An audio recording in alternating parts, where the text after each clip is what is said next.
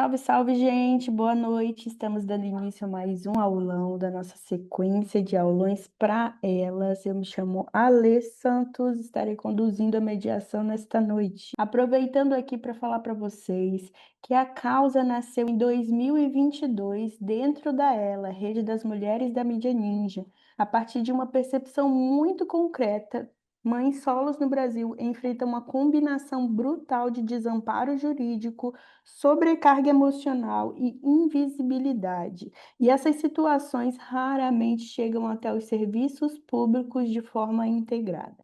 Na prática, a rede funciona conectando três grupos: mães em situação de vulnerabilidade, advogadas e psicólogas voluntárias.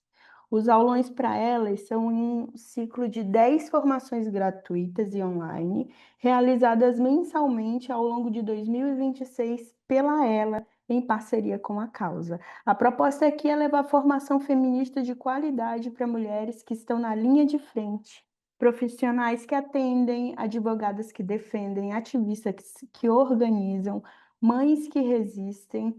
Cada encontro traz uma professora convidada para debater um tema urgente no feminismo brasileiro, com espaço para troca, perguntas e escutas. Já realizamos 3 aulões com participantes de todo o Brasil e América Latina. E hoje, para hoje dar certo, vou passar aqui alguns avisos e orientações para vocês. Então vamos lá, estamos gravando. Deixe a sua câmera ligada no início da aula. Teremos uma lista de presença no início e no final. Assinem, por favor, para nossa prestação de contas. Próximo aulão será no dia 23/6. Estaremos de olho aí na chegada da Copa do Mundo. Elaboramos um aulão especial sobre mulheres no esporte, abordando o que o esporte feminino revela sobre o Brasil. Teremos a honra de receber Mili Lacombe para nos guiar nesse encontro. Inscrevam-se aí enquanto a aula acontece. Esta ação é realizada por Rede Internacional de Feminismos, em parceria com a causa Rede de Apoio às Maternidades, com o apoio do Fundo de Defesa de Direitos Difusos por meio do Ministério da Justiça e Governo Federal. Esse é o nosso quarto aulão. Já passamos por burnout materno, comunicação feministas e temas também como cuidado com o aulão de quem cuida na nossa última edição. E hoje chegamos a um tema que é essencial: o legado. Vamos debater como essas trajetórias desafiam as estruturas e desenham novos caminhos de liberdade para toda a sociedade. Em um sistema que frequentemente tenta invisibilizar suas trajetórias, compreender o transfeminismo sob uma perspectiva interseccional é um ato de justiça histórica e de fortalecimento político. E para ministrar esse aulão, contaremos com ela, Neon Cunha. Aproveitem ao máximo essa experiência imersiva. Boa noite, eu espero que vocês estejam me ouvindo bem. Todo mundo está ouvindo bem? Isso é o mais importante. A gente vai fazer uma aula um pouco diferente. Eu não apareço agora, a gente vai começar com os slides. Então, imagina que você está numa imersão à la Netflix, no seu tempo, na sua vontade. A ideia mesmo aqui é trazer uma troca, não um fundamento teórico, arcabouço e acadêmico exclusivamente. Eu preciso avisar de antemão que nós vamos ter imagens de violência, não tem como tratar o assunto sem olhar para essas perspectivas.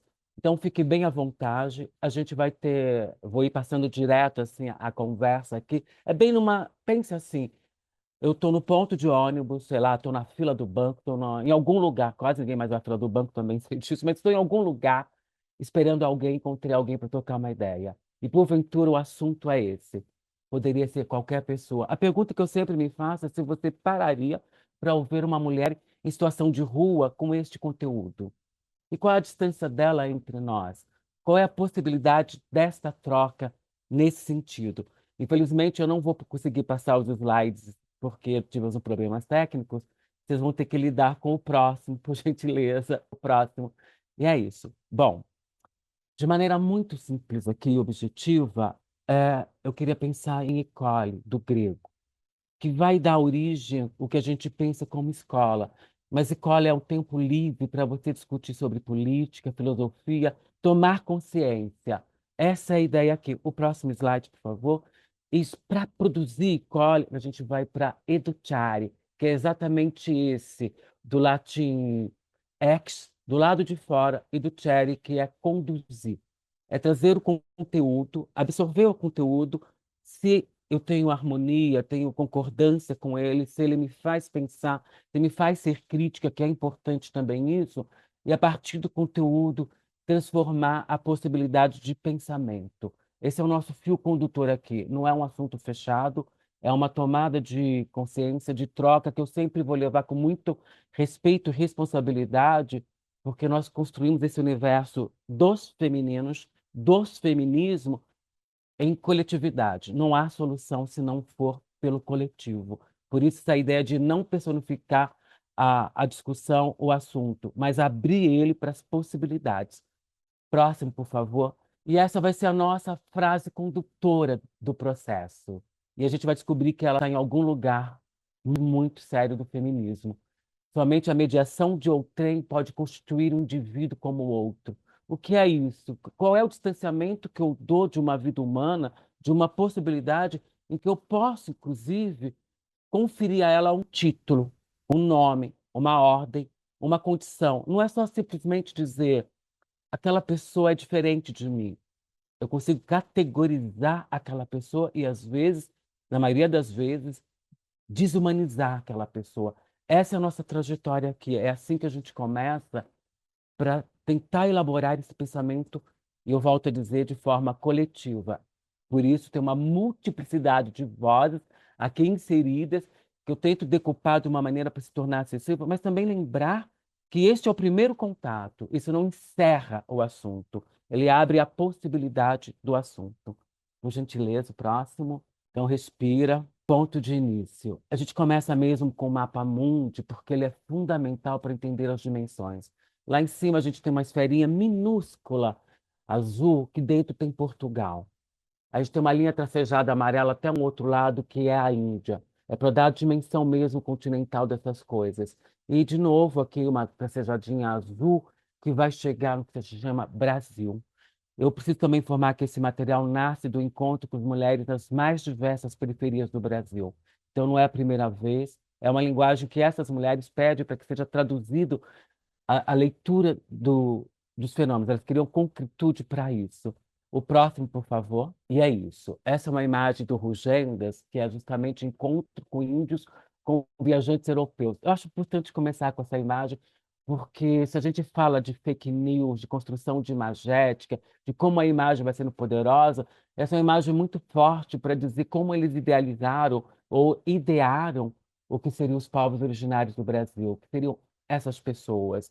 Então a gente olha, por exemplo, o civilizado em cavalos, com suas roupas de veludo, de algodão, andando no meio da mata, e ao mesmo tempo eles colocam à esquerda de quem vê um grupo numeroso, como se estivesse ali temeroso, escondido, um outro negociando.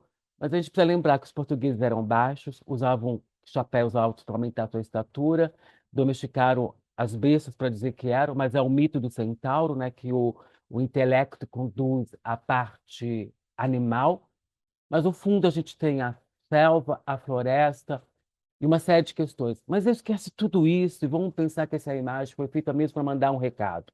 Se a gente traçar uma linha diagonal da direita para a esquerda, a gente tem uma ideia de poder, de autoridade, de quem controla. Isso foi projetado, isso foi difundido. Pode passar? É mais para trazer um pouco dessa ideia, porque eles determinaram um erro xenófobo de preconceito que aqui era a Índia. E a gente precisa lembrar que os portugueses eram excelentes navegadores, eles compravam os mapas cartográficos marítimos da China, então eles eram excelentes navegadores. Mas isso não impediu eles, inclusive, de dizerem, embora eles viam para toda a Europa e não queriam passar pelos conflitos, entrando pelas Índias, pela Europa, inventaram uma nova rota e disseram que aqui era algo parecido com a Índia. Por isso, os povos passaram a ser chamados de índios. A gente também não usa o indígena, porque indígena é nativo da terra. Qualquer pessoa, se você for para um outro país anglo-saxônico, Alemanha, sei lá, a Inglaterra, e perguntar quem é o indígena, eles vão dizer, olha, são esses que nasceram aqui, são esses que estão aqui, qualquer um.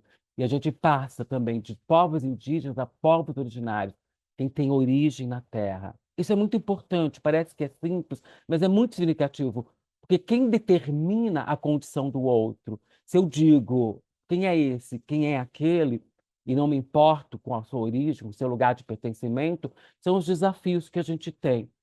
Eu também informo que vocês vão receber o PDF, então vocês podem se aprofundar na pesquisa, tem links de pesquisa para se aprofundarem, então pode ficar bem tranquilos que vocês recebem o material. Caso alguém queira anotar, esteja preocupada com isso, quem estiver aqui hoje recebe o material. Próximo, por favor. É mais importante ainda, se eu consigo nomear alguém, quem sou eu para este outro lado? Os brancos eram os não indígenas. E aí a gente começa a pensar que, por exemplo, para os NAPPs é pro Yanomami, quer dizer estrangeiro ou inimigo. E é bom pontuar aqui que esse inimigo não é bélico, esse inimigo está muito mais próximo do que vão usar por aí como agape, a pessoa que eu desconheço. Então é um desconhecido, mas que não necessariamente é alguém que me ameaça. Para o Guarani Bipiá, Turiá, boca com cabelo. Eles não haviam convivido com pessoas que tinham pelos nos rostos, então eles passam a chamar de Turiá qualquer pessoa que tivesse pelo no rosto. Inclusive, as mulheres portuguesas tinham. Para os Jajapi, Kiariô, outro. Para os Tupinambá, Perô, outro. Para os Munduruku, Paiuate, o que não pertence a este lugar. Os inimigos desconhecidos. Gavião, Pacatexê, Copem, outro. Mirinacô, Coaculô, Calapalô, Caetê, Caraíba, Caraiba ou Cajaíba, que também quer dizer o outro. É interessante que provavelmente a gente não saberia nem parte dessas etnias. É um panorama muito superficial para a gente começar a perceber o quanto a gente se distancia, inclusive, de conhecer o outro, de ter respeitabilidade pelo outro. E é uma belíssima imagem de uma indígena Carajá. Por gentileza, o próximo. E a gente volta para esse mapa mundi para repensar. E aí é um fenômeno que eu realmente não consegui traçar uma rota dando as devidas proporções. A gente precisa lembrar também que Portugal agia em nome dos seus saberes acadêmicos, das suas produções culturais, mas há um elemento muito importante em Portugal, que é a religiosidade cristã católica.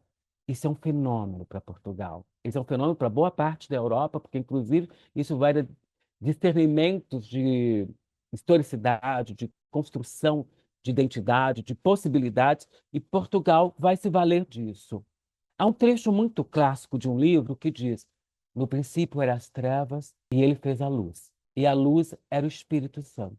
A pergunta que eles faziam era como que alguém tão escuro, mas tão escuro, poderia ter alma? O próximo slide, por favor. E aí eles constituíram. Etimologicamente, a palavra negro em grego significa necros, morte, morto, cadáver. Do latim negro e nigur, negro vem a significar preto, sombrio, tenebroso, tempestuoso, infeliz, de mau agouro, enlutado, fúnebre, triste, maldito, infeliz, melancólico, mal, perverso, maléfilo, pérfido. A língua é usada para dominar, manipular, distorcer. Segundo o dicionário brasileiro, o nome negro também traz uma origem maldita, funesta, destino negro, magia negra, peste negra, fome negra, buraco negro, lista negra, câmbio negro, mercado negro, ovelha negra, humor negro, passado negro, entre tantas outras coisas. Em nosso vocabulário existem muitas palavras do radical grego, necros, necrotério, necromancia, necrópsia, necrose, necrofilia, necrópsia. Assim, deve ficar mais fácil de entender o que se quer dizer com a palavra denegrir. Negro ainda é sinônimo de escravo, está no dicionário Aurélio. Respira um pouco. Olha para a imagem. Essa belíssima foto que a gente tem, que é da Fundação Perseu Abramo, ela é um pouco maior, ela é partida para o Conflito do Café, cerca de 1885. Vamos entrar dentro da foto. Lá no fundo, a senzala e o celeiro se fundiam, o lugar onde se ficava, o lugar onde também se guardava e protegia o grão do outro, principalmente nessa colheita de café. A primeira saída, você tem um varal de roupa branca, lembrando que a roupa colorida, tingida, era só para a burguesia, para a nobreza. Um pouco mais à frente, descendo as escadas, a última fila, constituída praticamente de homens e suas enxadas e seus chapéus. Um pouco mais à frente, uma fila que é bem de se perceber de mulheres com uma certa idade, umas mulheres mais idosas. E algumas carregam crianças, Mas a primeira fila é que me interessa. A gente tem a fila com as mulheres segurando essa bateia, essa peneira grande, quase o tamanho de criança, para separar a sujeira do café. Mas olha a primeira fila, ela é constituída de meninas. Inclusive, alguém está com uma roupa que você pensa, mas não parece exatamente uma roupa de menina, parece mais um menino por conta. Mas a gente tem essa pessoa usando o lenço que só as mulheres usavam. Mas há algo de mais especial nessa fila, e aqui eu não vou abrir para muitos questionamentos para a gente avançar, que se a gente olha da direita para a esquerda, a terceira criança olhando para o chão, o cabelo liso, a pele não escura, mas está na senzala, está com as outras crianças negras. Ao passo de que a pele retinta, escura, é o imediato do fenótipo, a gente tem nessa pele uma denúncia do estupro da mãe de nossas mães, onde começa o clareamento racial do Brasil. Ele começa na violência de gênero, que é o estupro. O próximo slide, por favor. E aí é pensar que a origem negra é muito mais vasta no Brasil. Ela é sudanesa, de Yorubá, Jeje e Fante-Achante. Bantus, o número mais numeroso, dois subgrupos, Angola, congoleses e moçambicanos.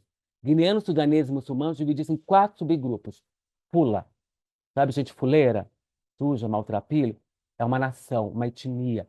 Mandinga, macumba, feitiço, outra etnia. Haussás e tapas, as casas feitas de gravetos com barro, era uma arquitetura, uma engenharia que reduz. E é bom lembrar que o tráfico no Atlântico chega a 10 milhões de pessoas. Mas o que mais impressiona é que a África, com 54 países, tem uma diversidade linguística, 2.092 línguas faladas. É 30% de todo idioma do mundo. Isso é muito importante para a gente pensar justamente como as palavras vão sendo formadas, vão se alterando e muitas vezes como são destituídas do seu sentido. O próximo, por favor. E aí, negra ou preta? Discutir que termo é mais adequado para se referir aos negros, negras, negras ou pretas, pretas, pretos brasileiros é, por um lado, discutir o caráter estruturante do racismo na sociedade brasileira. Historicamente, os dois termos carregam as pestas da instituição escravista e das políticas racistas que marcaram a trajetória da inclusão dos afrodescendentes no Brasil, tendo sido utilizados como forma de menosprezar tais pessoas nas mais diversas formas e situações. Desta feita, a escolha mais adequada está vinculada às formas por meio das quais negros, negras, negros e o pretos, pretas, pretos do Brasil se identifica e se compreende como indivíduo. É a voz negra e preta na sua multiplicidade que precisa ser respeitada. Quem fala é Inael Lopes. Mas eu gosto também muito dessa imagem que se chama Identidade Nigeriana, feita por Imam Fon, de uma pessoa idosa. Pensar que idoso, idosa, é quem acumula o tempo. A idade é um acúmulo do tempo. Mas a gente vai usar velho. E aí você pergunta: você gosta mesmo de sapato velho?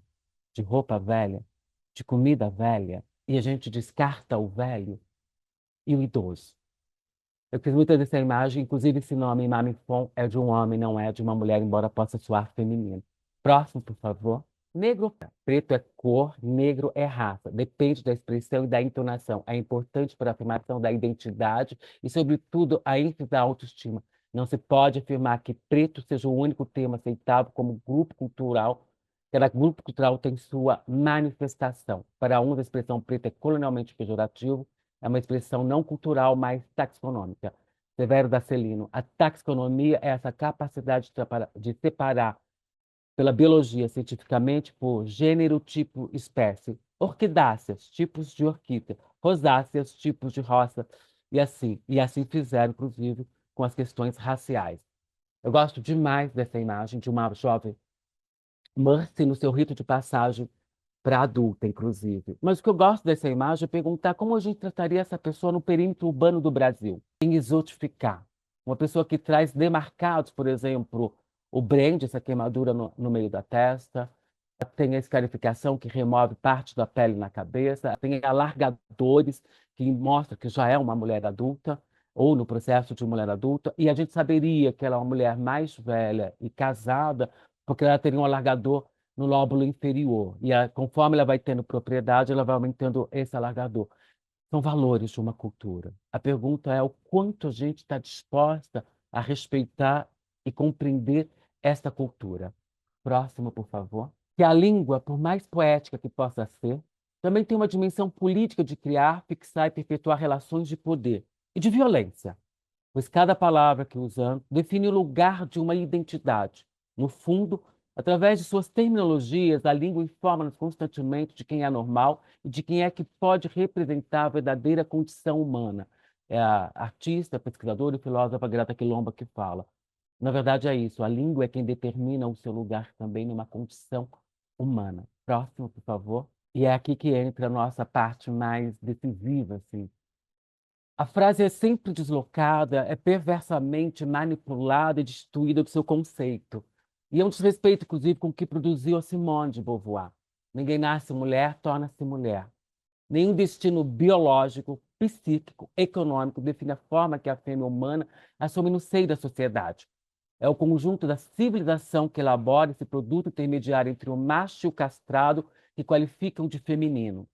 Somente a mediação de outrem pode constituir um indivíduo como um outro. É daí que sai essa frase. É disso que a Simone está falando. Mas exatamente o que a Simone quer exemplificar, o que, que ela pesquisava, aonde ela tinha se aprofundado para chegar neste conceito, de exatamente qual é o lugar que nenhum destino biológico, psíquico, econômico, define a forma que a fêmea humana assume no seio da sociedade. Qual é a provocação da Simone de Beauvoir? Por gentileza, o próximo.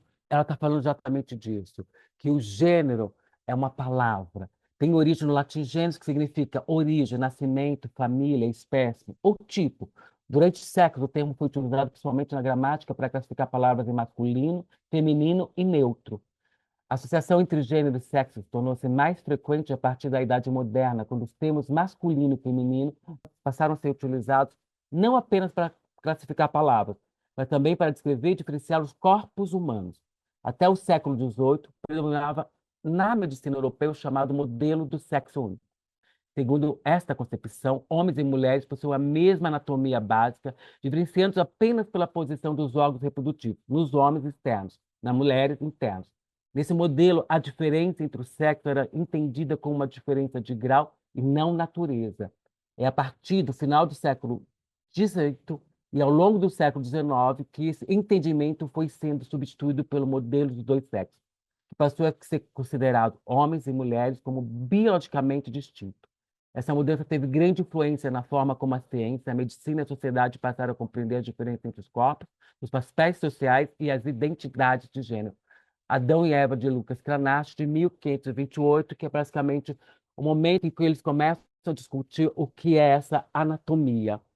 Pode passar, por gentileza.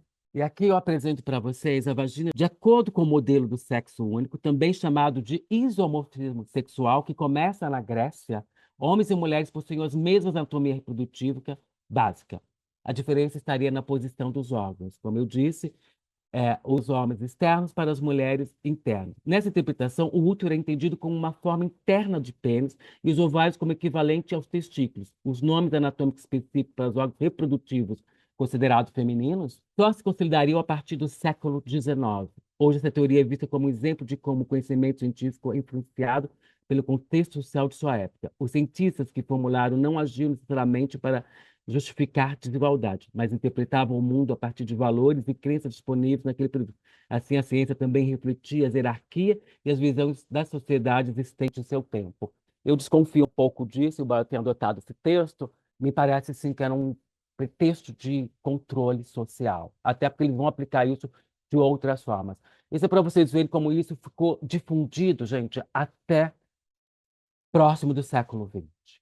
Então, as discussões de gênero, de corpos, de anatomias, também eu posso considerar muito recente. O próximo, por favor. De novo, a gente tem essa mesma visão num outro corte. Aqui a gente tem do livro A Mulher no Corpo, uma análise cultural da reprodução de Emily Martin, de 1987, que ela traz essa imagem de 1575, que é reproduzida em 1908. É para a gente ver de novo esse corte transversal de como eles imaginavam o interior do corpo que eles consideravam feminino.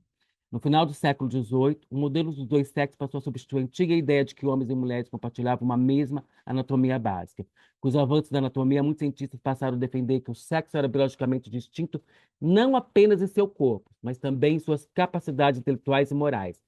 Essas interpretações foram frequentemente utilizadas para justificar a exclusão de mulheres na política, da educação, da ciência e de outras esferas de poder. Eles acreditavam que, inclusive, a mulher, por ter um crânio menor, era incapacitada intelectualmente. Mas eles também atribuíram isso aos povos colonizados, povos racializados e tudo que eles queriam descartar, né?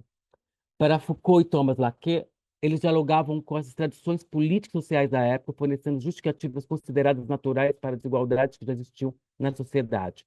Assim, o fortalecimento do modelo binário dos dois sexos contribuiu para consolidar diferenças sociais, políticas e econômicas entre homens e mulheres, cujo efeito pode ser observado até os dias de hoje. Por gentileza, o próximo. Eu acho isso aqui muito importante para a gente pensar que identidade de gênero e orientação sexual são coisas muito distintas. Talvez para algumas pessoas seja muito repetitivo, mas eu vou aqui fortalecer isso e que não tem jeito. É uma experiência única e individual. O próximo slide, por favor. E eu realmente recomendo a leitura dos princípios de Yogyakarta para quem quiser escrever, quem precisar documentar, quiser ter um aprofundamento. Ele surge em 2006, no Yogyakarta, no Sudão. Tem na vice-presidência uma brasileira, que é a Sônia Correia, mas traz de forma muito didática e coerente o que a gente pode entender como identidade de gênero e orientação sexual. A identidade de gênero aprofunda sentido a experiência interna e individual do gênero de cada pessoa que pode ou não corresponder ao sexo atribuído ao nascimento, incluindo o seu senso pessoal de como você se percebe no mundo. Uma outra vez também, que a orientação sexual compreendemos como uma referência à capacidade de cada pessoa de ter uma profunda atração emocional, afetiva, sexual por indivíduos de gênero diferente, do mesmo gênero ou de mais de um gênero, assim como ter relações íntimas e sexuais com essas pessoas. Isso é muito importante pontuar, porque o que está no centro da discussão não é a outra pessoa, é como você se percebe, como você tem atração, como você quer desenvolver isso. Próximo, por favor. E aqui eu trago essa imagem porque, assim, eu não dou conta daquele bonequinho que fica demarcando na cabeça, é nisso, aquilo. Toda vez que eu tenho que falar com adolescentes, eu pergunto qual é o maior órgão do corpo humano.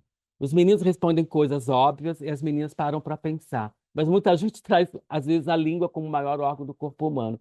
E aí tem que explicar para as pessoas que é a pele. Você não se destitui da sua pele, da sua condição, para pensar nisso. Então, a sua identidade de gênero é de reconhecimento próprio, é construída ao longo da vida, não é estabelecida no nascimento. Homem, mulher, cis ou trans, travesti, pessoa não binária, expressão de gênero. O corpo é o organismo do gênero. São marcas, gestos, comportamento de determinada cultura. Pode ser feminina, masculina, pressionada, diversa, neutra. Aí é você que dá conta. Não dá para dizer que ser mulher aqui no Sudeste é a mesma coisa que ter a mesma condição de vida de uma mulher agrária no extremo Nordeste, de ser uma mulher ribeirinha na Amazônia. Dizer que a vivência é a mesma, que a experiência é a mesma, chega a ser assim, você pode até reivindicar algumas coisas dentro de uma pretensa biologia, de uma anatomia, mas aquele corpo que se adapta àquelas condições tem a mesma vivência de outro corpo aqui. A gente anula o que essa pessoa vivencia. A sexualidade, plural, múltipla em estado, refere-se ao desejo, à afetividade e às práticas sexuais. Hétero, bissexual, gay, lésbica, pansexual, demissexual, polissexual, assexual. É um apanhado. É como a pessoa se expressa, como ela quer ser reconhecida e respeitada. Genital, não define o gênero. Difere da abstração macho e fêmea. Pênis, vulva, e no caso de pessoas intersexo, genital ambíguo. A gente não tem um sujeito universal, uma sujeita universal. Você decide quem você é. E é a sua experiência sentida que deve ser muito respeitada. Próximo, por favor. A gente fala muito, eu estou tratando uma linha de tempo mesmo, vocês vão ver que depois, se for pesquisar, tem uma cronologia, achando que o assunto é sempre novo. Mas eu fiz questão de trazer a Chica Manicom, que é considerada a primeira travesti não indígena do Brasil. E aí esse é o termo mesmo, travesti. É Salvador, Bahia, 1591. Ela é uma escravizada africana e sapateira. Ela é sequestrada e trazida para cá. Ela é parte do que se conhecia como os negros gentios de Angola e Congo, os Somidis. Ela vivia na condição de mulher. Acredita-se, vai ter lançamento agora de um livro dela, do Luiz Motti, que é um grande pesquisador sobre a Chica Manicongo, tá? Empresta, eu vi que está já na pré-venda e vai decupar melhor o que é a Chica Manicongo. Mas, basicamente, ela é um símbolo dessa resistência antes do colonizador. Inclusive, os documentos históricos referem-se às mulheres indígenas ou aos povos originários do Brasil, dizendo que muitas delas se comportavam como homens, cortavam o cabelo, viviam maritalmente com outras mulheres. Provavelmente poderiam ser homens trans, ou poderiam ser apenas mulheres vivendo sua orientação sexual lésbica ou homossexual, como queira. Mas isso está lá, tem relato, antecede ao colonizador que traz a sua moral. A Chica é uma representatividade desde 1591. Mas ao contraponto é isso, não há registro da Chica. O que posso dizer que eu uso essa imagem do Rugênero para dizer que se ela era uma mulher de quimbanda, provavelmente ela se vestia assim. Mas há um segredo sobre Chica Manicongo, está no nome dela. Manicongo quer dizer Manuê Congo. Manuê quer dizer rei, rainha, realeza do Congo. A Chica é condenada pela Inquisição a se vestir como homem, ser encarcerada, senão ela seria queimada. Ela se recusa, inclusive, mas ela vai ser condenada. O que eu acho interessante é que, talvez, por essa origem nobre, a Chica não se verga e se recusa a atender outro nome que não o da Chica. O próximo, por favor. Um outro fenômeno que a gente vai ter também, mas já na Europa, e vejo a diferença da dimensão. É Chevalier d'Eon, depois conhecido como Mademoiselle de Belmont. Mademoiselle de Belmont é uma pessoa contratada do rei de França para espionar na Inglaterra. Vive durante um bom tempo na condição de homem, mas passa a viver como mulher e se torna uma espiã para o rei Luís XV de França. A diferença é que Mademoiselle de Belmont ela foi acolhida pela corte e permitida viver. Portanto, ela é retratada, inclusive, aqui por Angélica Kaufmann, entre 1751 e 1807, a Mademoiselle de Beaumont é retratada e reconhecida na Europa como uma mulher. Quando a gente fala de se interseccionalizar raça, gênero, identidade de gênero, a gente olha numa antiguidade como esse colonizador não tem um pudor em tornar violentos seus atos, mas, de outro lado, quando se encontram entre seus pares, e eu vou colocar a branquidade no eixo eurocêntrico, há um acolhimento de uma identidade, ainda que um pouco mais tardia. Isso é só para dizer que o assunto não é novo. Ele já estava aí há muito tempo e como é que se tratava isso. O próximo, por gentileza. Eu queria apresentar para vocês as catuês e os catuês da Tailândia, as aueiras da Indonésia, xamãs e xamanés da Sibéria, os dois espíritos dos americanos, o Anchu, as Yandaldo de Nigéria. Yandaldo é a divindade da alegria, da diversão, de uma prática muçulmana bore, que acolhe as LGBTQIAPN+, de Nigéria. Por isso, mulheres trans e travestis de Nigéria são tratadas como Yandaldo. O próximo, por favor. Papafines na Samoa, no Havaí, as ilhas na Índia, Paquistão e Bangladesh. Na verdade, a Índia tem mais de 8 identidades para além das ilhas. Bissu, Kalalai e Calabai da Indonésia. O povo Bugis, tratados como povos primitivos, eles têm as 5 identidades de gênero, está no texto, você pode se apropriar depois. Tem nome para a identidade de gênero de homem, trans, mulheres trans, homens cis, mulher cis e pessoas não binárias. E talvez o mais próximo do Brasil, as Murris no México, que são bem interessantes, que é da cultura zapoteca de Oaxaca. Elas vivem nessa condição, muitas vezes reivindicando para si um terceiro gênero, mas hoje também acolhido enquanto identidade travesti. E as travestis que eu coloco até a identidade travesti aqui no Brasil, porque quem demanda para a América Latina a identidade travesti é o Brasil. Quem demanda para o mundo a identidade travesti é o Brasil. Ela ressignifica na condição do feminino. E aí cabem as perguntas, se, transexual, qual a diferença de transexual para travesti, de pessoa transgênero, mulher transgênero? Um pacote só. A questão é que a travestilidade usa isso como força política, uma vez as violências às quais foram submetidas e o apagamento histórico. Então, vale como a pessoa se autodeclara. Próximo, por gentileza. E aí que vem o nosso. Exatamente. Se a gente nomeia, eu conheço quem é a pessoa trans. Quem sou eu nesse rolê? O que é essa, então, a cisgeneridade? Do latim cis, que quer dizer do mesmo lado, permanecesse do mesmo lado. Ou seja, a pessoa que é reconhecida no gênero no nascimento está em conformidade e se mantém no gênero. Isso é cis. Próxima slide, por favor. E aí a gente vai pensar que Durante muito tempo, essas pessoas não foram nomeadas. Aonde está esse traço na história? Que isso foi construído? Por gentileza, o próximo. A primeira pessoa que se considera que usou o termo transexual foi o Magnus Hirschfeld, um médico sexólogo ativista alemão considerado uma das figuras pioneiras no estudo científico da sexualidade e das identidades de gênero. Fundou em 1909 o Institut Sexuelle Recherche, Instituto das Ciências Sexuais de Berlim, uma das primeiras instituições do mundo dedicada à pesquisa sobre sexualidade, diversidade de gênero e direitos sexuais. É atribuído ele a primeira vez, mas na verdade, a palavra transexual, mas na verdade o que ele usava mesmo eram como travestitas, é, que era uma categoria de estudo sexual daquele momento para ele. Mas o trabalho dele foi fundamental para a experiência do gênero dissidentes começassem a ser estudadas e reconhecidas fora do enquadramento exclusivamente criminal ou moral. Durante muito tempo, essa população foi tratada como criminosa e marginal. Ainda é, de certa forma. O próximo, por gentileza. Mas o grande difusor da palavra é o Henry Benjamin. Ele é considerado, inclusive, o precursor, mas é ele quem vai fazer a grande difusão, porque ele vai lançar em 1976 o fenômeno transexual, a obra que tornou uma referência internacional sobre o tema.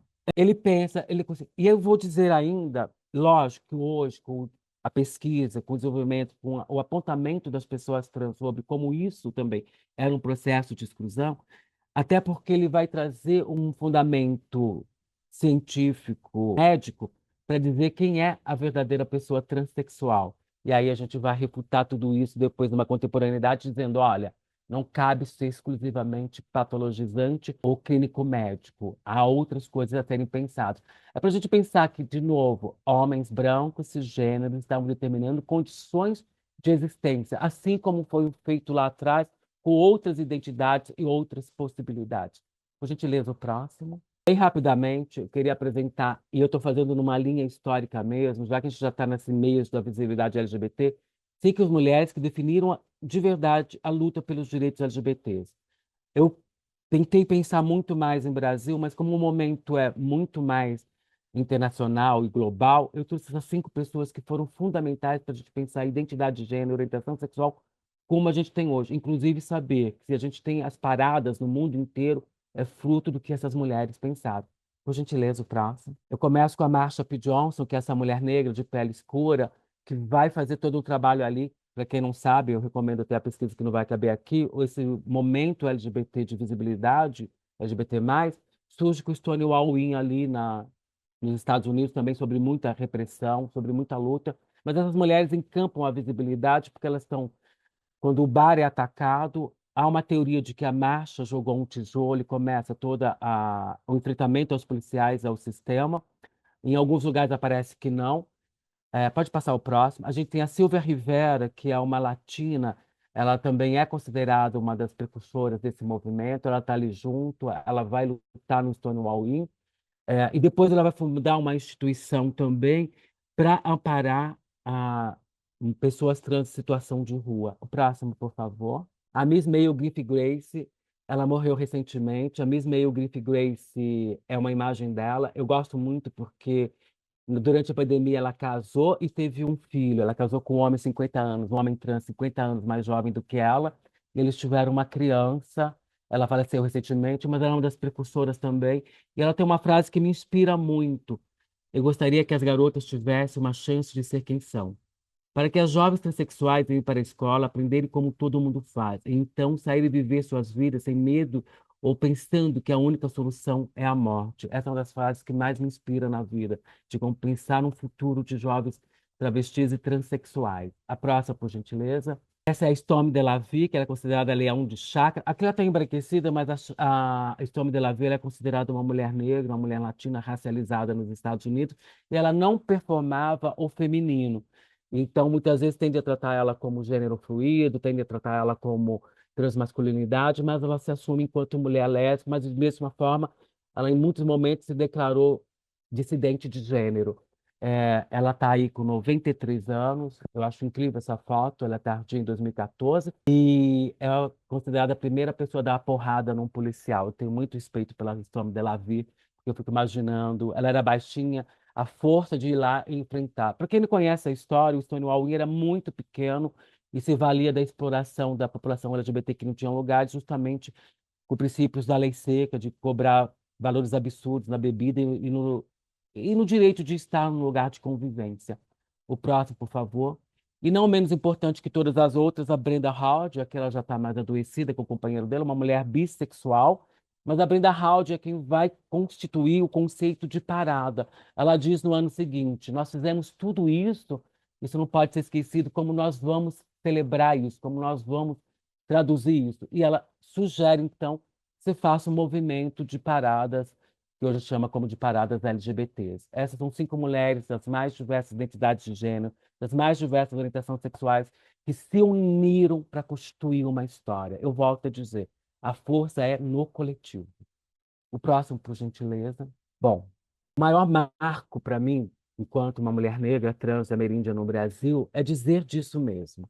Eu marchei pela democracia, eu vi a transformação social e o Brasil declarou no artigo 5º: todos são iguais perante a lei, sem distinção de qualquer natureza, garantindo-se aos brasileiros e aos estrangeiros residentes no país a inviolabilidade do direito à vida, à liberdade, à igualdade, à segurança, à propriedade, nos termos seguintes: ninguém será obrigado a fazer ou deixar de fazer alguma coisa, senão em virtude de lei.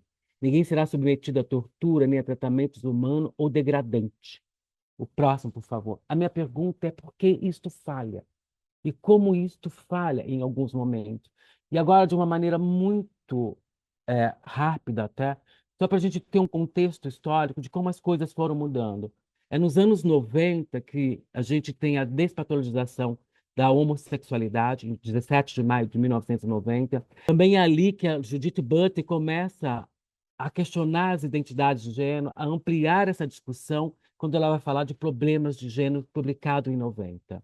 O assunto não é novo. As pessoas atacam a Butler, mas ela está desde os anos 90. Aqui no Brasil, por exemplo, eu vejo em 92 a Eliette Safioti, que é uma teórica marxista, feminista, materialista, dizer, inclusive, que o gênero é um adestramento e que o adestramento se vale da violência. E a própria Eliette Safioti que refuta o sexo biológico, dizendo sexo anatômico. Tem uma entrevista dela, uma palestra dela da Fiocruz, que dá para achar no YouTube. É interessantíssima. E ela fala, inclusive, que se pode sim, o próprio pai pode criar um filho a partir do que ele vai ter recebido como filho. É uma teórica interessantíssima, eu acho que muito esquecida, muito apagada, mas importante. Também em 93 a gente tem lançado o CID, que mantém a transexualidade como transexualismo. E aí, a partir daí, é que a gente vai ter outras construções que eu vou me aprofundar aqui. Pode passar para o próximo, por favor? Em 94, a professora de biologia Dana Leland Defensori, uma mulher cisgênera, é que propõe o termo cisgênero. Não foram as pessoas trans que propuseram isso. É bom e importante que uma bióloga, uma professora fala, se nós estamos aplicando isso a outras pessoas, quem somos nós? E ela cunha esse termo. Embora ela seja a grande argumentadora, também se refere que em 91, um outro pesquisador também, tá aqui o nome dele, o Volkmar Suxo, ele já tinha cunhado o termo cissexual, mas é a Dana quem vai difundir ele largamente. E também tem um ativista trans, Karl Borges, um homem trans holandês, que vai reivindicar o uso da expressão, mas documentado assim, com vasta visibilidade, é a propositora da Dana. Mas a grande questão também é que, em 2007, uma escritora, bióloga trans, a Júlia Serrano, vai publicar um livro que se chama o Whipping Girl, que se traduziria como uma garota com um chicote, ou algo como alguém que provoca os efeitos do feminismo a partir da lógica cisgênera. Ela vai dar visibilidade às questões das pessoas trans discutindo isso. Depois disso, no Brasil, pode passar a próxima, a gente vai ter uma grande sessão, e aí são pessoas muito importantes. Eu não quis fazer uma lista, eu acho que vale a pesquisa aberta, mas eu queria citar um nome muito importante, que é a Hayley Kaz e a Bia Pagliani, que são duas pesquisadoras que vão trazer o transfeminismo a partir dos blogs. Mas agora de uma história um pouco mais contundente no Brasil. O que é isso? A partir de quem? A partir da Roberta Gambini Moreira, conhecida como Roberta Close, que é a luta pelo direito à existência, a luta pelo nome. Se a gente parar para pensar que nos anos 90 a Roberta já tinha uma super visibilidade de programa, super muitas vezes maltratada, que as pessoas diziam, a mulher mais bonita do Brasil é um homem. Mas a luta dela começa, primeiro, por seu reconhecimento da sua identidade de gênero, seus trabalhos de visibilidade, mas também o quanto ela foi corajosa em se expor naquele momento. Em 89, a Roberta faz sua cirurgia de redesignação sexual. Em 90, ela pede a mudança de nome e gênero, que é negado imediatamente. Em 92, ela consegue na primeira vara, é derrubado na segunda instância. Em 1997, o Brasil tinha somente 37 casos de retificação de nome e gênero, 36 em São Paulo. Em 2005, depois de 15 anos, ela consegue uma retificação de nome e gênero, mas mesmo assim patologizada, apresentando os laudos clínicos médicos de endocrinologista, psiquiatra, psicólogo, assistente social. A visibilidade do reconhecimento social dela faz com que eles conseguem aprovar, mas diante de todos esses parâmetros. Próximo, por gentileza. Isso foi em 2005. Eu vou abrir um processo contra o Estado brasileiro em 2016, pedindo a mudança de nome e gênero, me recusando a ser patologizada. E isso para mim é muito importante, porque não só eu, mas como a Roberta e outras pessoas vivemos o terror que foi a ditadura do Brasil para as pessoas trans. Foi um momento muito pesado. Em São Paulo, a gente teve as operações de extermínio como Rondão, Tarântula, Arrastão e Riquete, que basicamente que era pegar essa população, encarcerar, ou se não encarcerar, eu assisti a execução de uma, eu estou na esquina da Amaral Gurgel com a Santa Isabel, o camburão para, o policial desce, dá um tiro na testa da travesti negra e diz pra gente, o que foi? Vocês nunca viram melado? Corre enquanto vocês estão vivas. E a gente não tinha proteção do Estado. Inclusive, naquele mesmo momento, a Operação Tarântula fica famosa porque o governador vem a público dizer que ia instaurar essa operação. Naquele momento também, o prefeito, o Jânio Quadros, em determinados momentos dizia é preciso limpar as cidades anormais. Embora eu passasse pela delegacia, embora eu passasse pelos enquadros policiais, passasse pelas violências sexuais, psicológicas, havia um outro lugar que toda a população LGBT tinha mais medo que a delegacia. Era o manicômio. Isso não só para essa população, mas a maioria das mulheres do Brasil sabe o que é o manicômio. O que é a história do manicômio apontando para as mulheres como as loucas, as histéricas, as frígidas, e assim surgiram esses manicômios. Eu era levado, enquanto adolescente, a visitar os manicômios, as pessoas diziam, se você não tomar jeito, esse é o seu destino. E as alas eram as piores alas. Você via as pessoas catatônicas, depois os eletrochoques, depois a lobotomias, das cirurgias, e era um lugar de ameaça. E se perguntasse para qualquer pessoa, você tem mais medo da delegacia, do presídio, ou você tem mais medo do manicômio? Todo mundo dizia, do manicômio. Não havia saída do manicômio. E não há garantia de que você recuperaria a sua saúde mental. Eu pedi esse processo. Pela primeira vez, o Brasil deu a uma pessoa o direito ao reconhecimento de nome e gênero sem patologização. O que mais me chocou que foi a primeira vez que usaram a Constituição. Eu lutei pela democracia do Brasil. Eu participei daquelas pintadas, das diretas já, e saber que eu só fui assistida em 2016 e que a população trans brasileira só foi assistida a partir de 2016, que a gente vai ter uma ADIM em 2018 pelo Supremo, mas eu tiraria só uma coisa a partir de um texto do Contato Caligari. É o quanto, que esse texto que está aqui, o quanto as pessoas adoecem pela exclusão social. Talvez seja esse o grande questionamento também que o transfeminismo vai fazer. Esse feminismo que exclui, quem se responsabiliza também com o adoecimento dessas pessoas, com essas desumanizações. O próximo, por favor. É isso basicamente para dizer que somente em 2018 a transexualidade saiu das doenças mentais e foi relocada em questões de sexualidade. Mas também é nesse momento que a gente vai ter o reconhecimento do vício de videogame. É só para fazer um parâmetro das coisas e como as coisas são tratadas. Você realoca alguém no lugar e você reconhece outras questões. E eu faço questão de trazer o videogame porque para mim tem sido um dos maus do século, inclusive quando a gente pensa em como as questões de gênero com o videogame, alguns jogos, estimulam a violência a partir do gênero. O próximo, por gentileza. Eu vou ser bem um pouco mais sucinta aqui, mas são casos muito importantes para a gente pensar, como a Gisberta Salsi Júnior. Quando a gente fala de transfeminismo, a luta pela vida. A Gisberta Salsi Júnior, ela sai do Brasil a partir dessas operações de extermínio que eu falei. Ela vai para a Europa tentar a vida, ela não consegue, ela é poliglota, ela quer fazer, trabalhar com tradução, quer ser transformista, ela quer fazer alguma coisa, nem que fosse cabeleireira. Ela não consegue empregabilidade, a Gisberta vai viver da prostituição, desenvolve, ela se torna uma pessoa positiva vivendo com HIV, desenvolve a AIDS, e ela chega na cidade do Porto muito debilitada. Ali ela se estabelece num lugar abandonado até que três jovens, três garotos, na verdade, a encontram. Eles prestam assistência no primeiro momento, mas eles estão no internato e falam para outros garotos, e eles começam a revezar, 14 garotos. E um deles reconhece a Gisberta do tempo que ela vivia na prostituição com a mãe dele. Ele vai dizer então que ela não é uma mulher.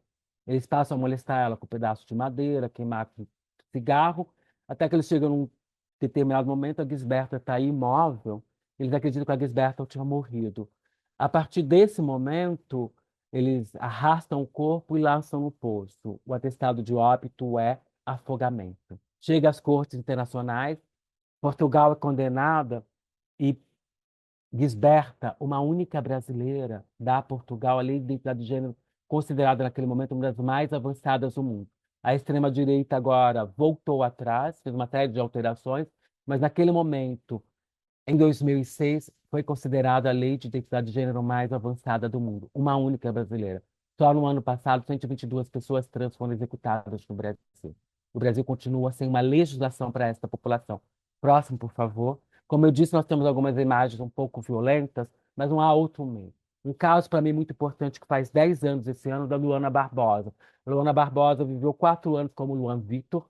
Luana Barbosa morre a vida como uma mulher negra, lésbica, de periferia de Ribeirão Preto. Ela é abordada pelos agentes do Estado e eles dizem: você não parece mulher, você não corresponde ao feminino.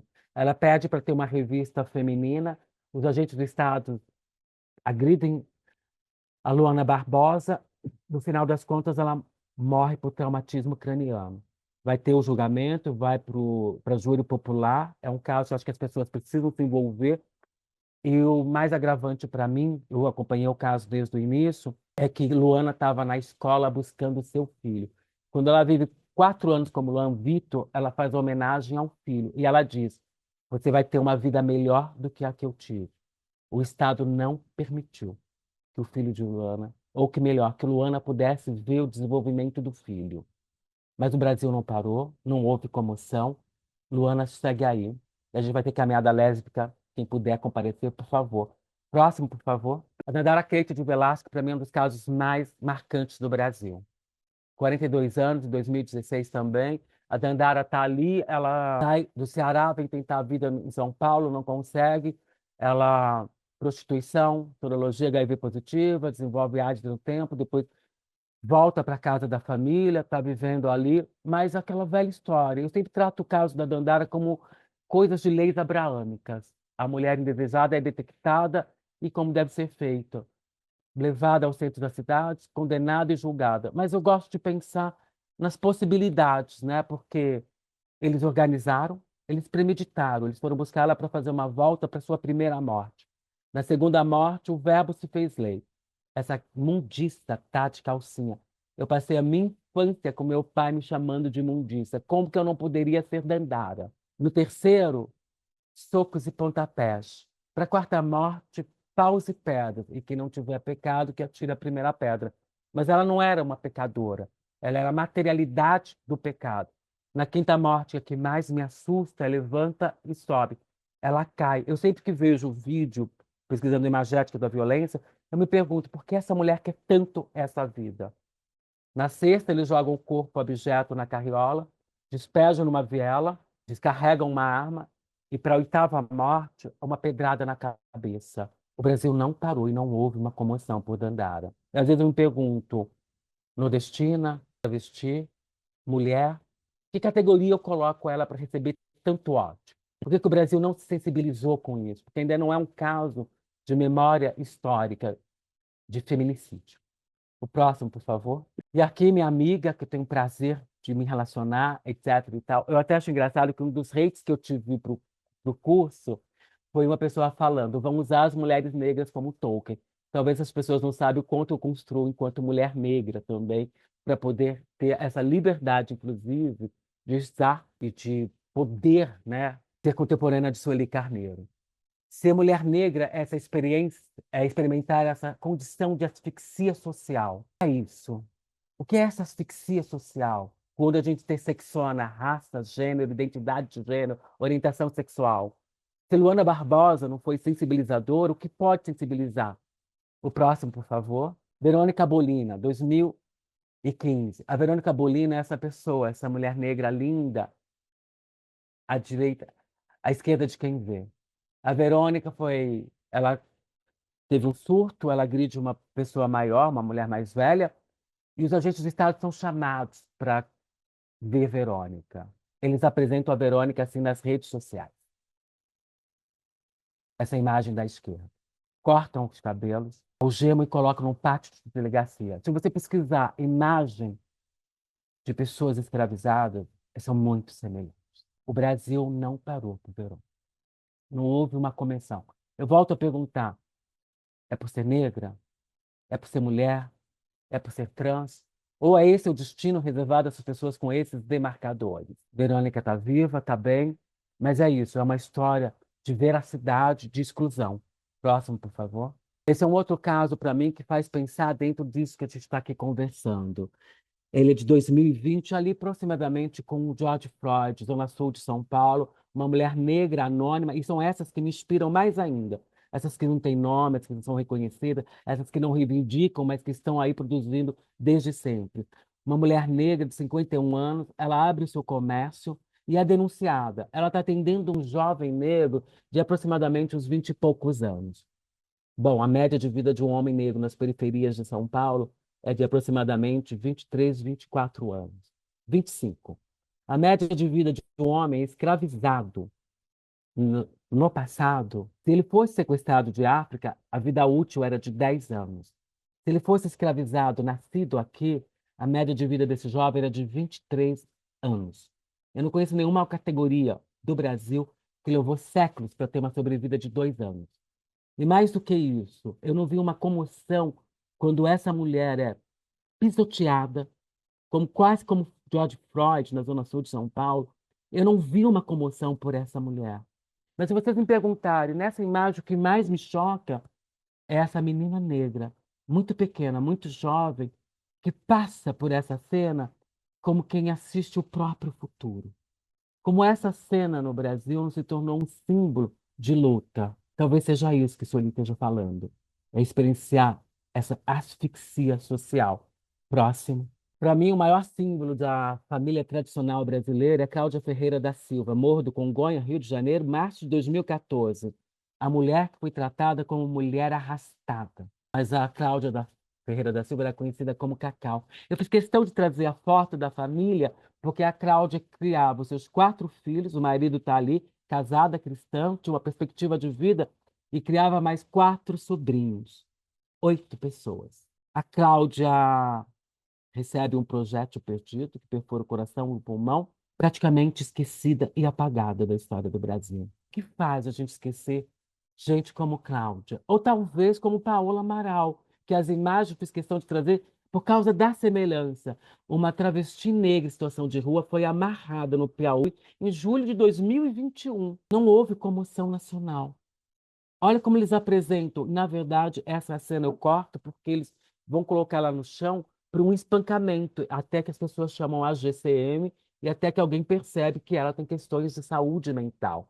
Eu fico perguntando por que que não houve uma comoção por essas mortes? Por que não houve comoção por essas violências no Brasil? O que é que faz? Inclusive, quando eu olho para Paola e para Cláudia, eu não vejo diferença física. O que é que eu considero mulher? O que é que eu considero feminino? Quem deve morrer? E de que qual forma deve morrer? O que a gente considera? O próximo, por favor. São perguntas. Os debates terminológicos não nos interessam por si mesmos. É que o uso das palavras traduz relações de dominação. Quem é que pode ser mulher? Eu me bastaria ser negra, muitas vezes. Mas é quem pode estar nessa categoria. O próximo, por gentileza. O que a gente tem que tratar mesmo é a raiz da questão. E eu acho que a misoginia, aparece como uma das formas mais antigas, universais e estruturais de preconceito. Ela antecede e organiza outras violências. Muitas vezes o problema não é exatamente a homossexualidade, mas aquilo que nela é lido como uma aproximação do feminino. Um homem gay masculino, forte, discreto, pode ser mais tolerado. Mas quando um homem se aproxima daquilo que a sociedade associa à mulher, quando se veste de mulher, fala como mulher ou performa a feminilidade, o incômodo cresce. Mas o que é esse vestir mulher? É uma calça justa? É o quê? É um cropped? O problema, no fundo, é a mulher. E quando essa mulher é negra e pobre, os preconceitos se acumulam de forma brutal. E se ela pode existir? Próximo, por gentileza. Eu trago essa imagem porque, para mim, assim, se você não se sensibilizou, se você não se lembra disso, eu não sei que país você vive. Essa, para mim, em 2015, foi uma das maiores atrocidades contra uma mulher, de todas as possibilidades. Eles foram tão perversos que eles usam um corpo jovem, com a cabeça da presidenta, para mim, que foi considerado um dos atos de pornografia, de violência mais perversos nesse país. Muita gente esqueceu. Mas se você faz isso com a presidenta do Brasil, o que que você faz com qualquer outra mulher? Aonde cabe o feminicídio aqui? Esse é um princípio de feminicídio. Próximo, por gentileza. O cissexismo é esse neologismo que eu tenho cunhado junto com outras pessoas, para condensar duas ideias colonizadoras. Um que opera enquanto norma governamental, a cisgeneridade, que regula quem pode e quem não pode ser de verdade. E a segunda atua enquanto caráter de dominação, hierarquização e exclusão, que é o sexismo. Cada vez mais que eu me aproximo daquilo que a sociedade considera de o segundo, o mais inferior, isso vai me botando num outro lugar. O cissexismo é essa crença que o gênero da cisgênera é mais legítimo do que o da pessoa trans e que a pessoa trans não pode habitar o gênero. Acho que a conversa aqui caminha por isso, de como a Simone e outras pesquisadoras, eu usei os nomes mais clássicos, vão questionar esse lugar de que o gênero está dado só no nascimento. Ele é muito para além disso. O próximo, por favor, gente. E aí o que se propõe esse transfeminismo? Quando falamos em epistemologias transfeministas, especialmente as negras, estamos falando de saberes nascidos da violência de travestis, mulheres trans negras, pessoas que foram historicamente excluídas dos feminismos, da academia, das políticas públicas e até dos movimentos negros e LGBT+. Esse campo nasce da necessidade de afirmar que existem muitas formas de ser mulher e de viver a feminilidade e de construir uma identidade. A pergunta central é: quem tem o direito de ser reconhecida como mulher? Durante muito tempo, mulheres trans e travestis foram tratadas como corpos ilegítimos, como se suas existências fossem falsas, perigosas, reduzidas à marginalidade. O transfeminismo negro especial rompe com essa lógica. Ele afirma que essas vidas não são erro, desvio ou patologia. São vidas produtoras de pensamento, cultura, política e futuro. Esses saberes se apoiam em pontos fundamentais: a autodefinição, a despatologização das identidades trans, o enfrentamento ao cissexismo e ao racismo, a crítica aos feminismos que excluem mulheres trans e travestis, e a valorização dos conhecimentos construídos nas ruas, nas pistas, no pajubá, a linguagem marginal usada por mulheres trans e travestis, na rede de cuidado e também nas universidades. Travestis e mulheres trans negras não querem apenas ser incluídas em espaços já prontos. Elas questionam as bases desses espaços, questionam quem foi autorizado a falar, quem foi reconhecido como sujeito político, quem foi empurrado para a margem. O ponto mais forte desse debate é entender que essas vidas não são apenas vítimas de violência, são também criadoras de linguagem, resistência, teoria, comunidade e novas possibilidades de mundo. Portanto, não há democracia real, feminismo real ou luta antirracista completa sem reconhecer a humanidade, a inteligência e o protagonismo político das travestis e mulheres trans negras. Não se trata apenas de abrir o espaço, trata de reconhecer que essas mulheres, essas vidas já produzem conhecimento há muito tempo. A questão é se a sociedade está disposta a escutar. Próximo, por gentileza. E eu convido as pessoas a pensar em transição, que sempre fala quando você transicionou, que está sempre associado à pessoa trans, que vem do latim, transire, que é passar adiante, sair de um estado para outro. A transição, para mim, é sempre uma ideia de que você pode ser uma versão melhor de si mesma. O que você pode fazer para que outras categorias estejam se desenvolvendo? Qual é a sua responsabilidade? Aonde você assume compromisso para a dignidade da vida humana? Próximo, por gentileza. Já quase finalizando mesmo. Aqui eu convoquei uma amiga, uma pessoa próxima, que é a Angela Davis. E ela diz: nós temos que nos perguntar de quem estamos falando quando dizemos mulher, pois me parece que só faremos algum progresso quando mulheres que sempre foram marginalizadas na categoria mulher a qual sempre foi a respeito de mulheres brancas de classe média, mulheres que sempre tiveram que batalhar, tornar-se o símbolo desta categoria. Que tal seria se, digamos, uma mulher trans negra que luta contra a violência, que luta contra o sistema prisional, que tal se essa mulher ocupar o lugar simbólico da categoria mulher? Parece que nós sempre aceitamos como norma as pessoas que já têm privilégio. Por que é que nós não podemos aceitar que as pessoas que tiveram que lutar por reconhecimento, lutar por sobrevivência, lutar por liberdade, é que devem se tornar a norma, o símbolo a qual devemos aspirar? O próximo, por gentileza. Eu sou de matriz africana e há um momento muito importante para mim. Eu chego nos terreiros com 2 anos e meio de idade, porque minha mãe me leva por uma questão de cura. Ela esperava que o terreiro curasse a pessoa, a criança que se afirmava menina, desde os anos e meio de idade. 2 anos e meio de idade. Não, eu não me constituí mulher brincando de boneca. Eu era uma criança muito pobre, de extrema pobreza. Eu me tornei mulher porque, aos 4 anos de idade, eu já fazia faxina. E eu tinha como símbolo minha mãe como a maior figura de força, de esperança, de solidariedade, de acolhimento. A minha mãe também havia gestado uma filha. Ela tinha orgulho de dizer que ela havia gestado uma menina. E todas as vezes que eu perguntava à minha mãe, e quando te entregaram a criança com um determinado sexo anatômico? Ela dizia, no leito de morte, você só podia ser minha filha. Eu tenho a pedagogia dos terreiros de candomblé, dos terreiros de macumba, a pedagogia do fazer. O que eu aprendi nos terreiros foi: o corpo não se viola, o corpo não se maltrata. O corpo é instrumento do sagrado, do divino. O corpo não se viola, o corpo não se maltrata.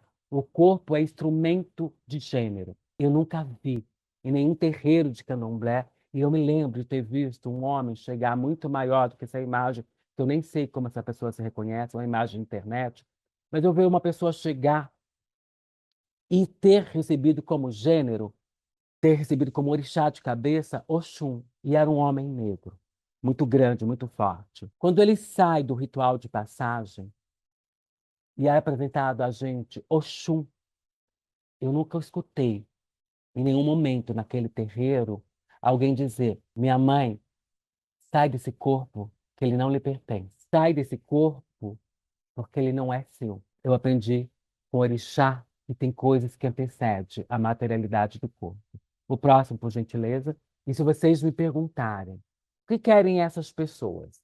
O que pensam? Qual é a grande contribuição do transfeminismo ou de pensar os feminismos numa sua pluralidade? Porque não podemos interseccionalizar, porque não podemos fazer a troca mais substancial.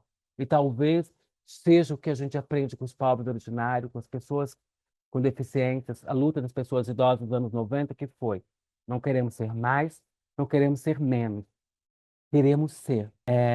Esse é o nosso último slide, pode encerrar a apresentação, obrigada. Eu queria dizer que, não sei se todo mundo me vê, mas na voz, uma mulher negra de pele não escura, usando cabelo preso no coque alto, óculos de armação preta, brincos dourados, toda vestida de preto, para lembrar mais uma vez que preto é cor, negra é raça, usando uma pulseira parechua escrita Laroê. Agradecer demais a compreensão de vocês, a respeitabilidade de vocês, e apenas me chame pelo meu nome, Neon. Eu sou apenas mais uma das possibilidades, das infinitas possibilidades de ser uma mulher. Um verdadeiro aulão, hein, gente? Muito obrigada, né? Eu que Muito obrigada agradeço. por todo o momento, todo o material. Material verdadeiramente denso, né? Profundo. Tenho certeza que, assim como eu, todo mundo se manteve bem concentrado durante a apresentação desse conteúdo riquíssimo que você trouxe aqui para gente. Gente, convido quem ainda não fez suas perguntas, quem ainda não mandou ali no chat, envie suas perguntas que a gente tem agora. Um momento final é, de interação, né, de pergunta, de, enfim, troca sobre esse conteúdo apresentado pela Neon. Fiquem à vontade. Neon, para iniciar, então, esse momento de perguntas aqui, deixa eu. Isso. Vou me adicionar aqui para a gente ficar uma do ladinho da outra. Prefiro. Maravilha. Neo, então vamos lá, algumas perguntas que a gente organizou aqui para esse momento também. Bom, você trouxe no seu material, né, e no seu acúmulo, assim, bastante sobre linguagem e poder, né? E aí eu gostaria de perguntar para você se os próprios termos usados para nomear o grupo índio, negro, transexual foram criados de fora, né? Porque, porque detinham o poder. O que isso revela sobre a relação entre linguagem e dominação na sua percepção, né? É possível subverter um termo criado para oprimir, ou ele sempre carregará essa origem? Eu sou uma pessoa contra-colonial, então também é isso. Eu vou usar uma coisa que eu aprendi com as indígenas da Guiana Francesa. E depois, e antes também, como atuei em Barcelona, que foi levada pelo tráfico humano, né? Um alemão vem para o Brasil, pega ela muito jovem e leva para a Alemanha, e depois bota na situação de rua, ela chega na Espanha. Elas usaram, vou usar a tradução, muito parecidas. E uma vez eu estou também falando de tráfico de pessoa humana com indígenas da Guiana Francesa, e elas falavam francês. E essa outra, em Barcelona, também fiquei impressionada que ela falava vários idiomas. E aí eu pergunto para elas, e elas respondem praticamente a mesma coisa. É, Isso foi uma lição de vida que eu carrego até hoje. A travesti foi em 98, as indígenas lá que os anos, não sei precisar, acho que 2015. E aí elas dizem exatamente o seguinte, muito parecido. A gente não fala o idioma. A gente se defende. A gente aprendeu a língua do inimigo para se preparar. Eu acho que é essa a estratégia. Quando a gente traz o conhecimento da linguagem, se aprofunda na linguagem, eu até tentei não ser tão acadêmica, não ser teórica, mas não tinha outro jeito de fazer a gente pensar essas nomenclaturas. É exatamente isso. Quando as pessoas trans assumiram a condição trans, porque as pessoas nomearam, elas falam assim, tudo bem, você está dizendo isso, mas nós vamos recodificar isso. Pode manter. Quando os povos originários, que é isso que eu falei, a gente não fala, se quiser, sequer a etnia do povo originário. A gente chama, e aí hoje chama de povos originários, que eles trataram como os índios por xenofobia, dizendo que aqui era a Índia. E mais do que isso, eles reconhecem, que eu acho bem interessante quando falo dos povos originários do Brasil e associação com os indianos, porque a fisionomia é muito parecida realmente. E a gente nunca trata os asiáticos do sul como os negros, porque também eles foram tratados pelos ingleses como os negros de Ásia, assim como os nossos indígenas foram tratados como os negros do Brasil durante muito tempo. Então, a palavra negro que eu trago aqui, eu decupo ela como processo de exclusão e como a população negra ressignificou no Brasil, porque eu falo do Brasil, ninguém usa algo que vem de Nigo. A gente, então, eu acho sim que a gente tem essa capacidade de ressignificar, instrumentalizar ela num contragolpe contra-colonial, de dizer assim, ok, vocês definiram, agora vocês vão se lidar com a potência do que aquilo que vocês definiram, que inclusive, se você desumaniza, o que que eu posso fazer a partir de que você não me reconhece? Eu devolvo na mesma moeda? Eu entendo que sim, da mesma forma que ela pode se tornar um instrumento opressor muitas vezes, que aí o movimento negro, as mulheres negras do Brasil são o maior exemplo disso, como elas ressignificaram a palavra negra. Muitas vezes eu falo, tá ótimo, basta ser negra e me põe numa categoria perfeita de quem eu sou, porque eu ainda sou filha de minha mãe, que num leito de morte dizia, você é a única que conhece a minha dor. E eu pergunto por quê? Ela fala, porque você é a única negra como eu. Não que eu não tenha outras irmãs negras, mas é o mesmo tom de pele. Então ela sabia o que ela estava dizendo ali. Eu acho que é isso. A gente consegue sim ressignificar, potencializar, mas é preciso também conhecer o sistema que oprime. Maravilhoso. Certo, gente. Tem alguns depoimentos aqui no chat também, eu vou dar uma lida. A Kel, oi Kel, tá de novo aqui com a gente mais um aulão, muito bom, uma participação recorrente de vários. Denise aqui, por exemplo, compareceu a todos os aulões também. No último sábado, a Kel disse, né, que no último sábado ela esteve no evento da rede Emancipa e conheceu a Lili Vargas, que foi pega pela Operação Tarântula da ditadura. E ela comentou que, além da violência física, cometia uma violência emocional e psicológica, né? De deixar as travestis presas o tempo necessário para crescer barba e bigode, pois ficavam sem usar os hormônios, enfim, sem dar continuidade no tratamento, né? Aproveitando o gancho da Kel aqui, Neon, você quer trazer mais algum ponto, assim, em relação a esse período, né? Que você apresentou, assim, que você também esteve vivendo ali, né? Na ditadura militar, que foi, com certeza, um dos maiores traumas da história brasileira, né? Além da escravidão, é claro, que aconteceu aqui, que segue muito presente nos tempos de hoje. Se quiser complementar, falar alguma coisa em relação, né, a esse momento. Eu acho importante falar assim, porque inclusive a ditadura ela é racista, né? Ela tem instrumentos que ela, inclusive quando você vê os instrumentos de tortura da ditadura, ela bebe no processo da escravidão brasileira. E eu acho que, e se vocês me perguntarem qual é a pior coisa da ditadura para mim, é o que a ditadura fez com o salário mínimo. O que a ditadura faz com o salário mínimo, a nossa perda de ganho da população, que as pessoas não põem na conta desses ordinários, desses militares que estavam ali. Se hoje o nosso salário mínimo não corresponde, a gente pode colocar na conta da ditadura. Qualquer pessoa com bom senso que pesquisar vai saber que foi uma das piores coisas da ditadura. O que eu coloco muito aqui, que eu faço questão de pontuar muito, gente, é a luta antimanicomial. Porque se a gente, aquilo que eu falei, o presídio você ainda saía. Às vezes que você ia no manicômio, e era um pânico mesmo moral, porque, e isso é muito importante porque eu tinha uma tia que eu visitava quando eu fugia da casa dos meus pais, enquanto eu morava, quando eu até fui expulsa, e eu amava muito essa tia. E em determinado momento ela some. E ela sumia, aparecia, sumia, aparecia, até que um dia eu pergunto, cadê? E falo, olha, não tá, ela foi viajar. E aí um dia eu volto, depois de uma semana ou duas, eu chego, essa tia tá com uma perna amputada. E eu já tinha ido visitar ela em manicômio. Eu sei porque eu já tinha visitado no manicômio, assim como outros tios. A parte da família da minha mãe, praticamente todas as mulheres passaram pelo manicômio, com exceção de minha mãe, que eu falo que ela tinha sorte que era da macumba, porque as pessoas tinham medo de mexer, o tempo que as pessoas tinham respeito por macumbeiras. Então ninguém fazia muita coisa.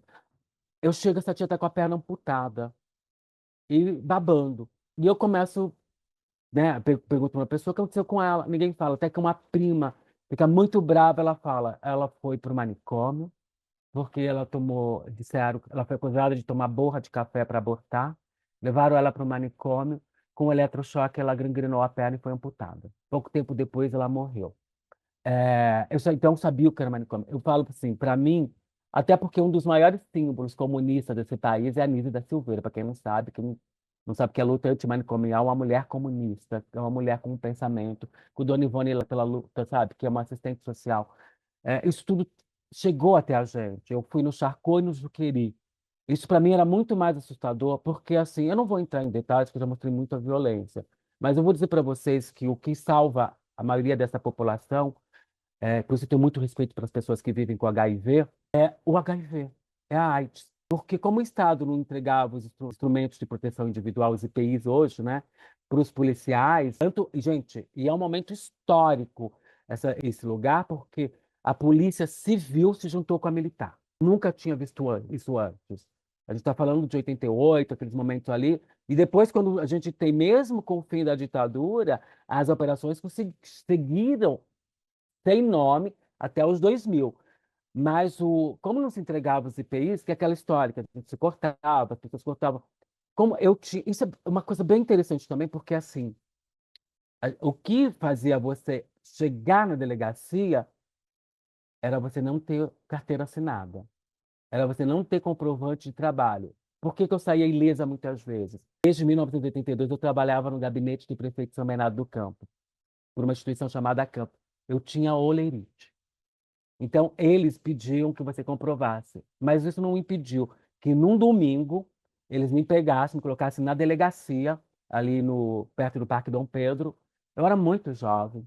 Eles me colocam, eles me seguram na delegacia, mas qual era a intenção? Eles iam ligar para o meu trabalho, e ligaram no dia seguinte, na segunda-feira de manhã. Eu nunca tinha ficado fora de casa, assim, para chegar 10 horas. Eu chegava de madrugada, combinava com a minha mãe, vou sair, dava um jeito, porque senão meu pai trancava, tinha que dormir do lado de fora. Mas enfim, ele me segura, o escrevente, e é um cara que já tinha me pego duas vezes. Os policiais te levavam, você ficava ali com o escrivão, porque nem delegado tinha, era o escrivão que era a autoridade máxima. E ele me segura para ligar no meu trabalho. Por sorte, a secretária fala assim: não, trabalha aqui no gabinete, está tudo bem, pode. Aí ele me libera, porque ele percebeu que eu trabalhava no lugar de verdade, que tinha tudo. Ele me libera. O desafio foi chegar em casa, quase 11 horas da manhã, com minha mãe no portão, desesperada, explicar o que aconteceu, que eu nunca expliquei a verdade para ela. Eu fiquei numa delegacia por ser isso ou por ser aquilo. Esse era o método. O principal método era a lei da vadiagem. Tanto é que é isso que se pergunta: o que é um vadio? O que é uma vadia? É que não tinha carteira assinada. Vejam só vocês como esse episódio demonstra a defesa da CLT, a defesa da empregabilidade no Brasil. E vou finalizar isso, de vocês também a dimensão do que é isso, que também vou discutir classe trabalhadora a partir disso. Eu vou uma única vez, ou a primeira vez, eu não recebi o pagamento.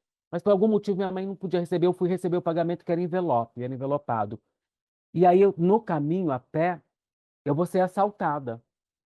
E o indivíduo fala para mim assim, me dá porque eu sei que você recebeu.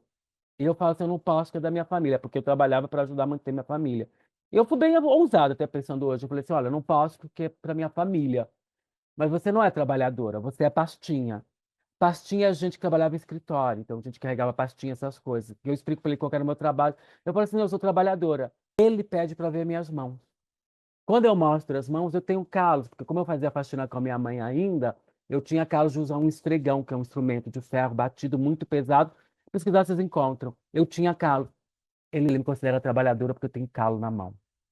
Isso também é um divisor para discutir quem é trabalhador no Brasil, quem é trabalhadora no Brasil. Durante muito tempo, eu sou aqui do ABC Paulista, na cidade de São Bernardo, se você não tivesse um trabalho dentro da categoria metalúrgico, você não era classe trabalhadora. Inclusive, é uma coisa que eu tenho discutido, como os próprios sindicatos, os próprios sistemas, em algum momento, criou uma questão de casta para trabalhadores. Quem é o mais trabalhador? Quem é a categoria considerada trabalhador e quem são esses subtrabalhadores? A gente vive isso até hoje. A gente não tem uma unidade de classe trabalhadora porque algumas foram beneficiadas.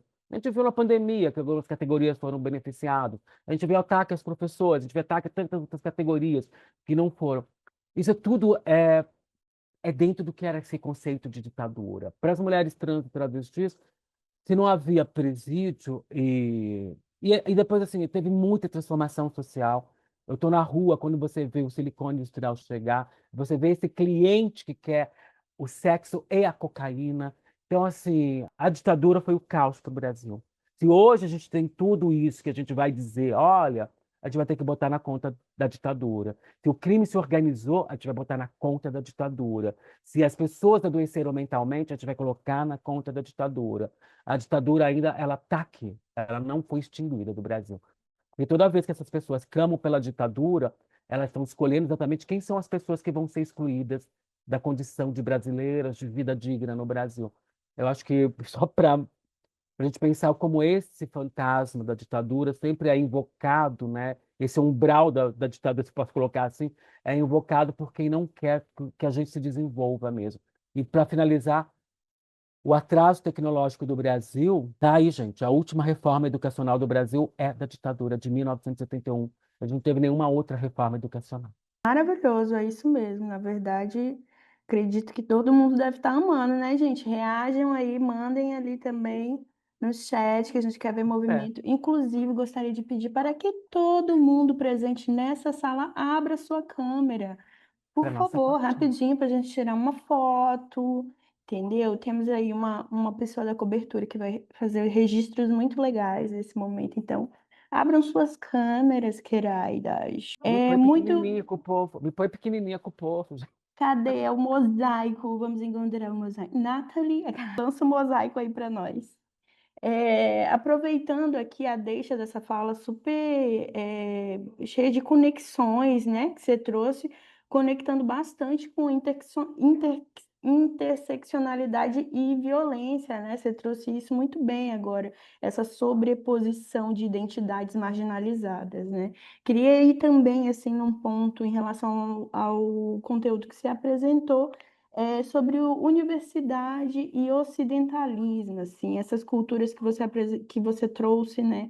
Não sei se eu vou pronunciar certo, mas tentarei. Buges, que são os cinco gêneros ali, os irras, acho que é assim que diz, e os polos de dois espíritos que existiam antes do contato europeu, né? O que a existência dessas categorias desafia na ideia de que o sistema binário de gênero é natural. E queria Aí você aproveitar fala, também, para aproveitar o gancho aqui, leu o Caie enviou aqui no nosso chat também, agradecendo, teve vários comentários ali, aula perfeita, muito obrigada, hora maravilhosa. Eu achei incrível também, gente, conteúdo super aprofundado, né? O Caie disse ali que há registro, uma pergunta, há registro sobre o que aconteceu com a Chica Manicomba após a condenação? Enfim, já aproveito para emendar com essa. tá ótimo. O povo Bugs, que tem as 5 identidades de gênero, como eu falei, não vou ficar aqui escrevendo tudo, né? Pessoa, Kalalai e Kalabai, que são as 3 principais que não são as cisgêneras. As Ijas são as Ijas, porque são só do feminino, mas as Ijas são consideradas divindades na Índia. Inclusive, algumas delas já estão voltando a poder frequentar o Ganges, porque depois do colonizador elas foram expulsas dessa condição.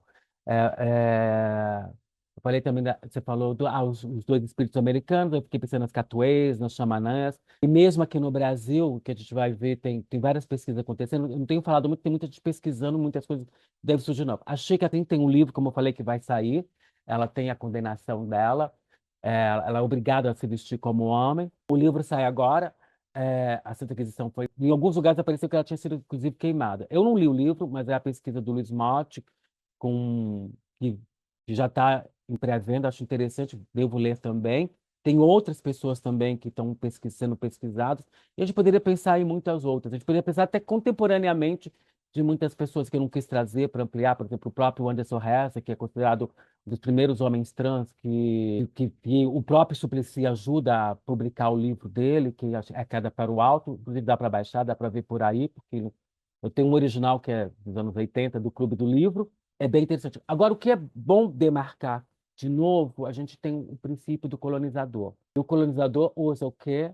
Seus códigos morais, religiosos, e aí a gente tem que botar na conta do cristianismo, né? Porque o colonizador é exatamente aquilo que eu falo quando ele vai nomear como negro, de necros mesmo, de catavérico, podre, porque é o que tem de trevoso, né? O que vem das trevas, que não tem luz própria. É o colonizador e a sua moral. E mesmo quando a gente fala do isomorfismo, é de novo, quem é? Que eu acho tão engraçado, porque assim, a gente consegue apontar os americanos, mas a gente esquece de que a origem dos americanos são os ingleses.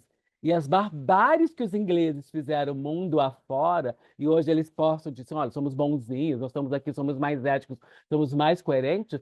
O que a Inglaterra faz com a Índia, e quem vai custear a Europa em si, mas quem custeia, além dos países hoje que se fazem de neutros, Bélgica, Suécia, etc. e tal, é a Inglaterra que custeia, quem faz a manutenção da exploração, da escravização de pessoas, inclusive não brancas.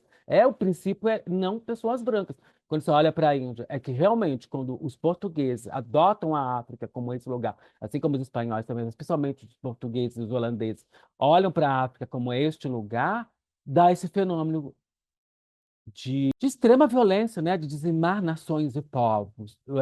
A questão aqui é exatamente isso. A gente volta para o nosso conceito principal de como se nomeia numa perspectiva de exclusão, de inferiorização, de maneira bem objetiva, de desumanização. É o que a Grada Quilombo fala. No final, define quem pode ou não ocupar a categoria humana. É nesse sentido que eles fazem.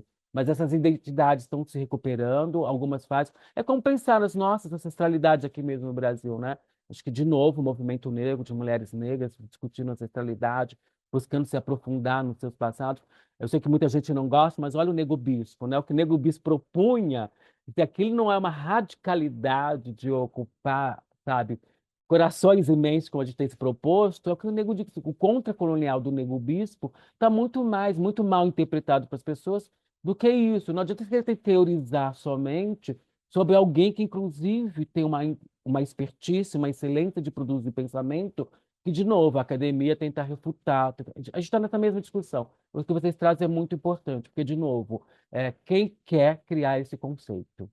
Quem quer realmente ampliar conceito a partir dessas evidências empíricas, né? Maravilha. Eu espero que seja, porque acho que eu estou pensando muitas coisas junto com Boa, vocês ao fica mesmo aí tempo. são várias reflexões lançadas também, né, gente? E várias provocações também para a gente ir, eu acredito nessa onda mesmo de se provocando a partir das nossas leituras. Tem mais um comentário aqui do Matusa. Ele deu boa noite, Neon, um salve para a comunidade ninja e perguntou como tem sido a luta transfeminista em meio a essa nova onda transfóbica, carregada com rostos importantes da cultura pop como a JK Rowling, até mesmo com o movimento separatista LGBT. E aproveito para, enfim, provocar aqui também em relação ao ano que estamos vivendo, né? Um ano eleitoral, que já podemos, enfim, conectar essa pergunta também, para você ficar à vontade para trazer alguma reflexão em torno disso, né, Neon? Que temos visto aí como os cenários estão colocados, ao que a gente passou em 2018 e também ao que o fundamentalismo religioso reflete, né, na urna e nas eleições de maneira geral. Uau. Obrigada pela tese de doutorado, mas é isso, né? Olha, eu vou ser bem sincero a partir de mim. Eu acho que não é só J.K. Rowling, a gente também tem Elon Musk, a gente vê Mark Zuckerberg. Engraçado que a grande maioria dessas pessoas são brancas, cisgêneras, de uma classe abastadíssima. Me parece que ainda é um controle social do capital, né? Eu fico pensando como essas pessoas têm pudor, né? A gente está falando de um Elon Musk que tem uma filha trans e se posiciona, inclusive, contra o pai. Eu vou ser bem sincera, negra, periférica, trans, ameríndia no Brasil, não sei quais são os outros desafios, não sei onde, talvez, sei lá, no Paquistão, em algum outro lugar, mas desses lugares que a sentença de morte é explícita, você já tem cuidado, né? Eu tive contato com gente do mundo inteiro, pessoas trans, assim, uma outra coisa que veio muito forte para mim foi essa questão climática, né? De como eu escutei de pessoas do Caribe, principalmente, de quando tem essa questão, quando há uma questão de precarização a partir do clima, como as primeiras pessoas a serem atacadas são as pessoas trans, excluídas de qualquer assistência social, de qualquer providência. Isso reflete muito também o que realmente a humanidade tem medo. O que onde nós ameaçamos as pessoas? O que vocês tiveram um encontro comigo, lógico, hoje, um encontro de pessoas abertas a esse encontro. A gente viu uma adesão muito interessante, as pessoas continuaram aqui, isso é muito importante. Isso já é muito significativo, as pessoas querem nos ouvir, e eu também quero mais ouvir as pessoas, às vezes, do que falar. Isso quando eu olho para trás, eu vou ser bem sincera, nada me assusta. Eu não vou trazer aqui as violências a quais eu fui submetida, mas eu fui extremamente desumanizada, principalmente na ditadura. Então, nada mais me assusta. E me intriga é porque essas pessoas são tão ricas para odiar tanto, né? Por que que existem bilionários no mundo? Né? Qual que vai ser o teto? Eu acho que toda nação devia ter um teto para milionário. 50 milhões é suficiente? 99 milhões, mas nunca 100 milhões? E o excedente volta para o povo. Tinha que ser isso para mim. Essa é uma resposta muito contundente sobre se é cis, se é trans, se é negro, se é branco. É a primeira coisa que bateu o capital. Porque, no final das contas, essa população é estimada em 4%, 1 a 4% do mundo. Aonde a população trans ameaça alguém? Qual é a questão com a população transmundial, com a população trans? Voltando para o Brasil, a gente viu que foi o fenômeno Erika Hilton, mas também a gente viu qual foi a contribuição dessas mulheres eleitas desde Cátia Tapeti, Colônia do Piauí, em 1992, a própria Érica Malunguinho, a Rô Beyoncé, a Caroline Yara agora, que a gente tem, é uma quantidade, a gente tem outros parlamentares, estou lembrando dessas que foram as primeiras, Duda Salabert, e mesmo a Érica Hilton agora, né, a gente vê quando ela assume a presidência da Comissão da Mulher, que as pessoas voltam a dizer mulher de verdade, mulher biológica. Adoraria que essas pessoas estivessem aqui nesse encontro com a gente, desfrutassem disso, reelaborassem seu pensamento, nem que fosse mesmo para odiar, mas com embasamento teórico de verdade, sabe? Que não é assim, olha, eu tô falando. Eu não vou colocar uma tiara de flores para dizer que eu sou mais feminina ou que eu represento uma categoria XYZ.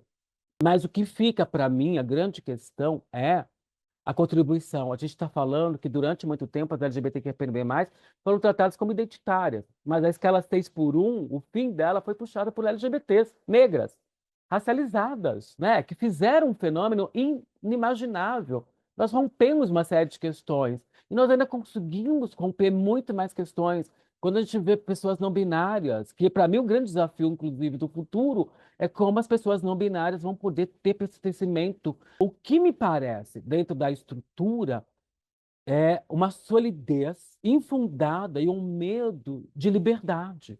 Eu sempre vou dizer, o código trans é sobre liberdade. E me parece que as pessoas têm esse pavor de assumirem responsabilidade com liberdade. É porque se você assumir responsabilidade com a liberdade do outro, você vai por esse caminho. E sobre o tempo de aqui e agora, eu vou contar na conta dos nossos governos progressistas. Eles não investiram o que deveria ter sido investido em educação. Por isso que eu estou aqui orgulhosamente, com muito prazer neste lugar, que para mim qualquer formação, e não me interessa se vai ter uma, já foi informação que tinha uma pessoa, já foi informação com mais de 5.000 pessoas, já foi todos os tipos de formações possíveis, assim. Eu perco tudo, mas não perco enquanto de formação, porque a gente ganha. Ganha é quem recebe essa devolutiva, é quem recebe esse momento, essa abertura. Os nossos governos não investiram o que deveria ter investido em educação com pensamento crítico, com liberdade. Olha o piso dos professores, olha o sucateamento da educação no estado de São Paulo, olha o tanto de privatização, a gente precisa estatizar os serviços primordiais. Você não pode, é inconcebível você privatizar a água, a limpeza urbana, a educação, a saúde, está tudo terceirizado. Sabe, a gente vai ter o retrocesso que está posto e que ainda é fruto da ditadura. É que eu não quero ficar citando o nome dessas pessoas, mas a gente olha, eu vou pensar especificamente em São Paulo. Olha o governo de São Paulo, quais são as práticas? Para que serve? Se não manutenção deles, se não manutenção de poder, mas exatamente qual é a grande novidade? Qual é o grande avanço na produção do governo de São Paulo? Né? Saber que tem essa super aprovação só me diz que se a gente esse espaço formativo para mim é uma resposta a tudo isso. Se você perguntar essas eleições, esses espaços formativos, e para mim essa é a eleição mais importante desde a redemocratização. Poder substituir esses legislativos nesse momento, e o desafio da gente está em substituir legislativo. A gente pode garantir presidência, governo, Estado, mas se a gente não mexer nesses legislativos, e a gente está falando de um Senado que tem como objetivo principal desse povo que nos odeia, chegar na Constituição, chegar na Carta Magna desse país, que não é a favor político de ninguém. Foi movimentação popular. Qualquer pessoa que estava lá e assistiu, a quantidade de cartas que foram recolhidas pelas mulheres, pelas pessoas para fazer a Constituição, para que as emendas fossem estar ali, etc. e tal, isso demonstra, a gente não tinha essas redes de comunicação, mas, por outro lado, a gente tinha uma sociedade muito aguerrida na sua formação e de forma espontânea. Eu sou dessa geração que se organizavam em garagens, se organizavam em sociedade Amigos de Bairro para produzir conteúdo para as pessoas. E aí tem uma outra coisa muito importante. A gente ia chegar nesse lugar neopentecostal. A gente ia chegar, ao contrário do que é o neopentecostal americano, que elege, inclusive, o Obama, com todas as críticas que a gente pode fazer ao Obama, mas é uma igreja batista organizada que vai eleger o Obama, nós temos aqui um aparelhamento financeiro de enriquecimento das igrejas. A gente tem que pensar que a fé é instrumento político, ela é importantíssima. E não sou eu que estou falando, é o Jung que fala, é o próprio Freud, mas o Jung é o maior defensor do direito à fé, que a humanidade sem fé, o próprio Nietzsche vai falar de fé. Eu estou pensando nesses teóricos, filósofos e pensadores maiores, de direito à fé. O direito à fé é direito político. A democracia pressupõe, inclusive, um Estado laico. Agora, o que essa gente usurpou para enriquecimento, isso é criminoso. Há que se ter uma legislação para isso. Eu acho que no futuro cabe uma legislação dizer assim, qual é o limite para você estar dizendo que você é. E eu acho que aí a gente vai ter que olhar, taxar grandes fortunas, bate nisso, porque taxar grande fortuna é taxar grande fortuna indiscriminadamente, sabe? E aí, para mim, é isso. Começou nas casas dos milhões, tem que taxar, porque não há processo que não seja de exploração. Tentando resumir isso tudo numa frase que a gente tem se proposto aqui. Esse ano é decisivo. Decisivo. A gente já sabe a potência de pessoas trans. E aqui eu vou usar para mim os dois maiores exemplos do momento, que é a Erika Hilton e Duda Salabert. O que essas mulheres, dentro do que a gente veio discutir aqui, o que essas mulheres propuseram fazer pelo país, no país que mais mata pessoas trans, se isso não for de nota, não for digno de reconhecimento, não for digno de colocar elas como dignas de serem protegidas pelos feminismos no plural, eu não sei qual outra categoria de mulher vai ser. Se a gente tem, eu sempre parto do princípio, quando eu tenho que falar, principalmente todo mundo sabe da minha atuação com população de rua e população de situações de rua, todo mundo fala assim, olha, é uma massa uniforme, não há.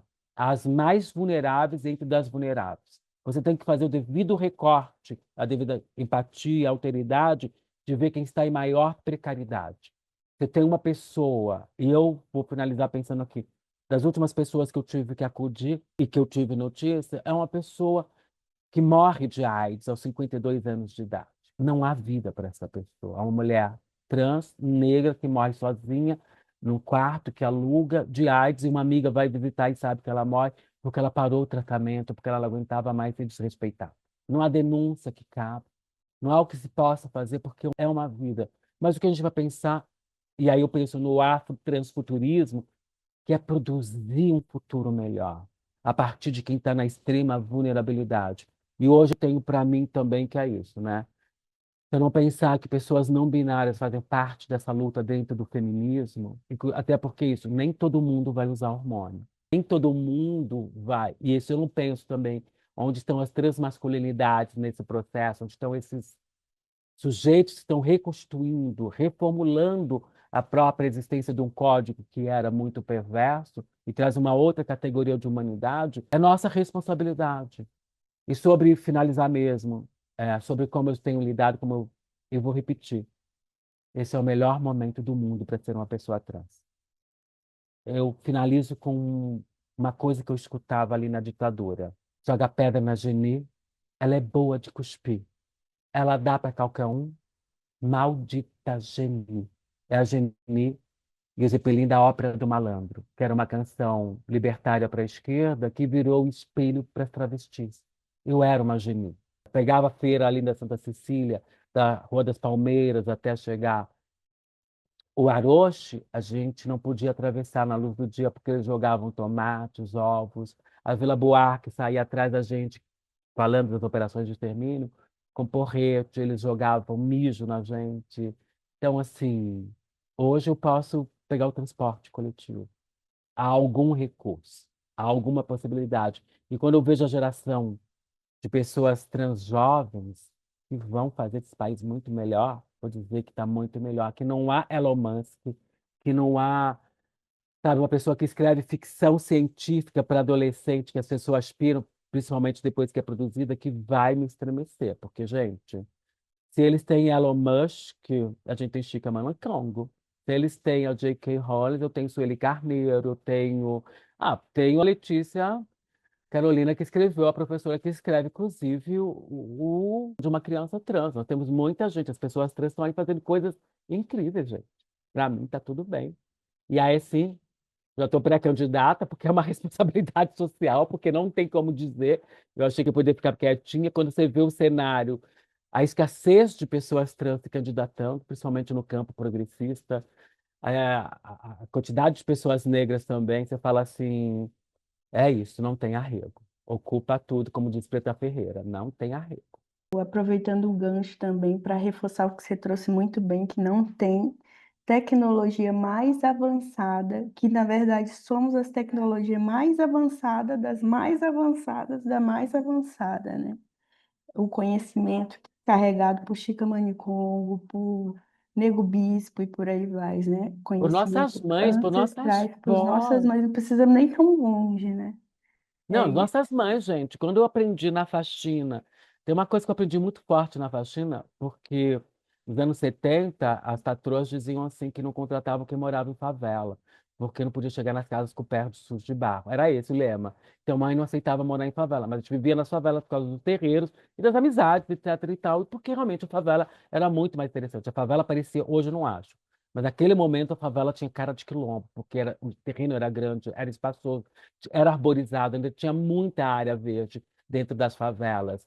Mas as patroas falavam que não podia. Mas mãe falava uma coisa que era mais interessante.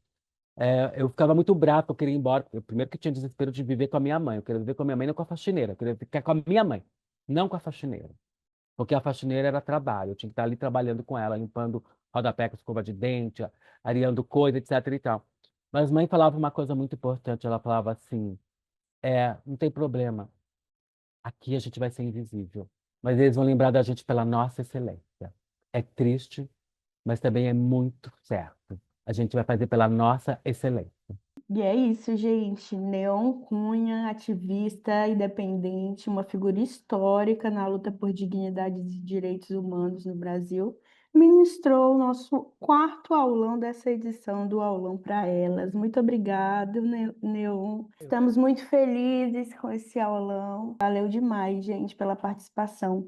Tô louca para revisitar esse conteúdo já e lembrando que ele vai ser enviado no e-mail de vocês e a aula vai ser disponibilizada no YouTube. Lembrem, por favor, de assinar a lista de presença para nossa prestação de contas.